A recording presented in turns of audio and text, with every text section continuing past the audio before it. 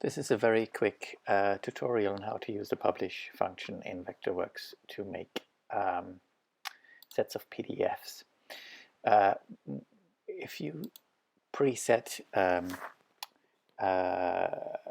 publishing set of PDFs, it can make the workflow quite quickly when you're releasing new versions of your drawings.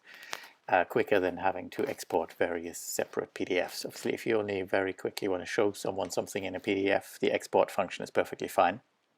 But I find that the publish function can save you a lot of time.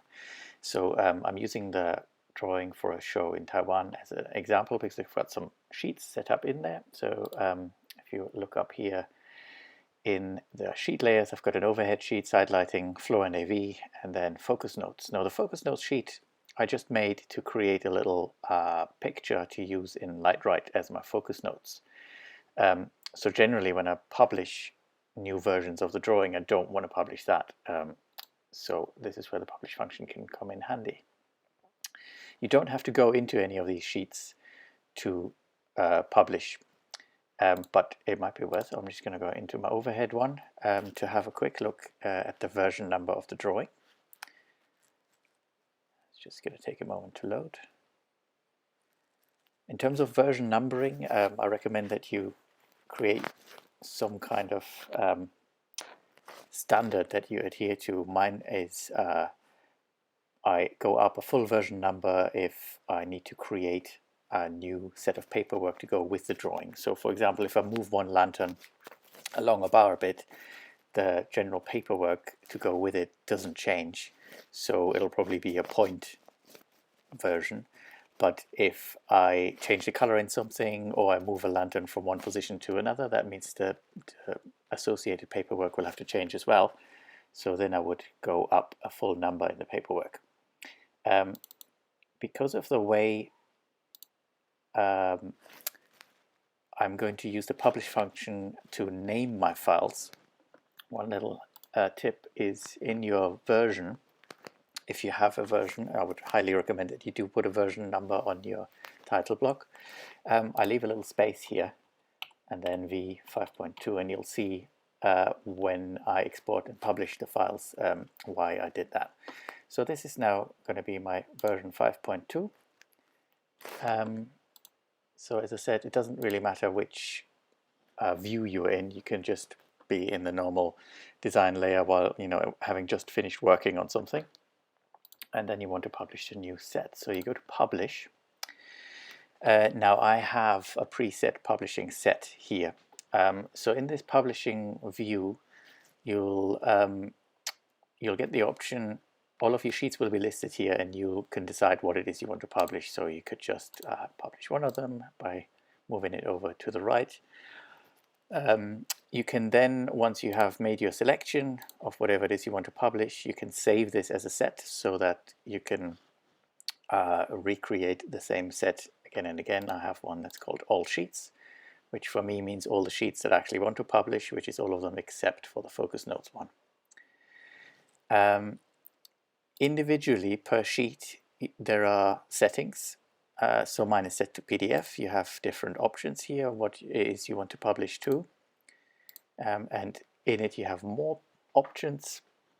So you can create a PDF where design layers come out as PDF layers. So in the PDF you can turn layers on and off. That could be handy. I don't usually use that, but there's no reason why you shouldn't. One thing that I would recommend that you make sure is ticked is the update visible out-of-date viewports prior to exporting option, because sometimes or when you make changes and you have viewports on another sheet layer that haven't updated, you might be publishing an outdated view which hasn't got those new ones, those changes that you've made in it. These options are individual for each drawing, or you can shift select all of them and then do them for all. So it gives you quite a lot of possibilities in how you can set up different settings for different sheets. There's also the file export options. Here you can tick things like whether you want it all to come out as one large PDF with different pages, or separate files. I tend to want to do separate files, but that's just my preference. And you have a multi-file naming scheme. Now this is useful. I have made one here. By default, I think this is the one that will be active, which is sheet number and sheet title, which gives you a file name that looks a bit like this, sheet 1 overhead. So that's my title. These brackets are actually written into my title. I quite like that. It's a sort of default thing that Vectorworks does, and I kept going with it.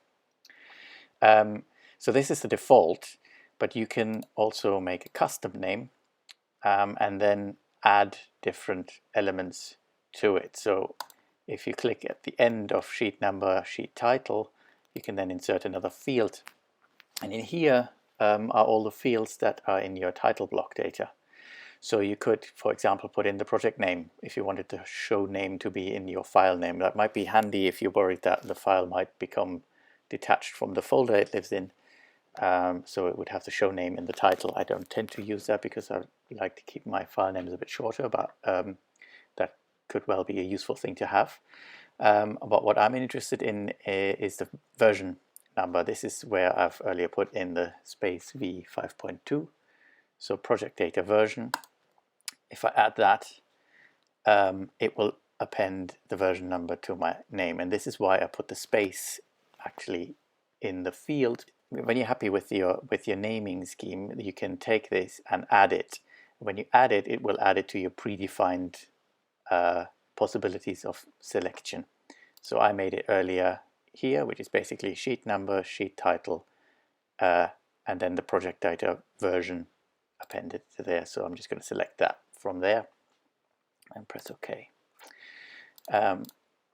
So that was already saved into my publishing sheet, all sheets. When you're saving the publishing sets, it does incorporate all of these options as well, which is very handy. You can also add items from other files. You see that at bottom left here in this view.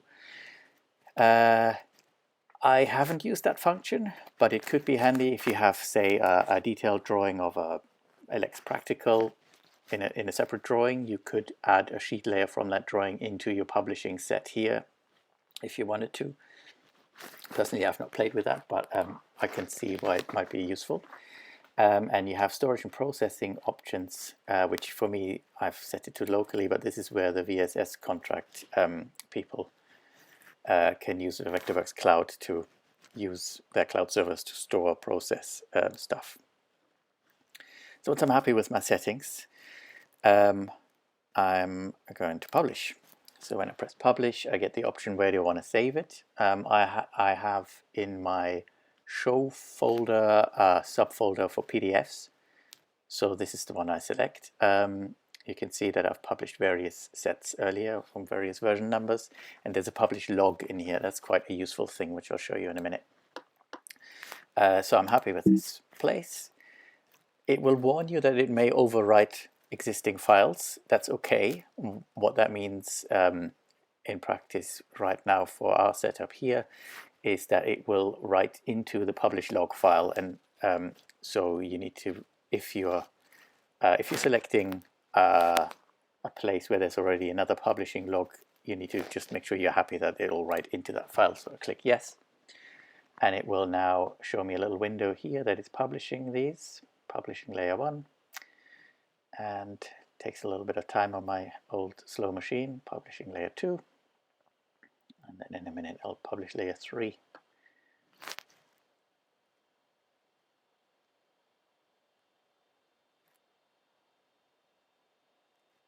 Okay, and that is publishing complete. So it has opened the folder for me, which is an option that you can click for it to do or not. So in the folder that I've chosen, it's created a new one, and it's called it PDF. If you published it a level higher, then it would set this into here. However, I quite like to keep it separate so I can check it and then rename manually what this is. So I'm going to rename this one to be the folder for version number 5.2 and move it up a level and delete the one that's just called PDF. So now here I've got my sheet 1 overhead version 5.2 PDF. And into this folder I can then add my various pieces of Lightwrite paperwork as well, to keep all of the PDFs in one place, which is handy for when you're emailing updates. And just to show you what that means for the publishing log, we now have right at the bottom here the last entry, where it tells you that we've exported or published the sheets version 5.2, and you get a little date and time there when you've published them, which you know, might come in handy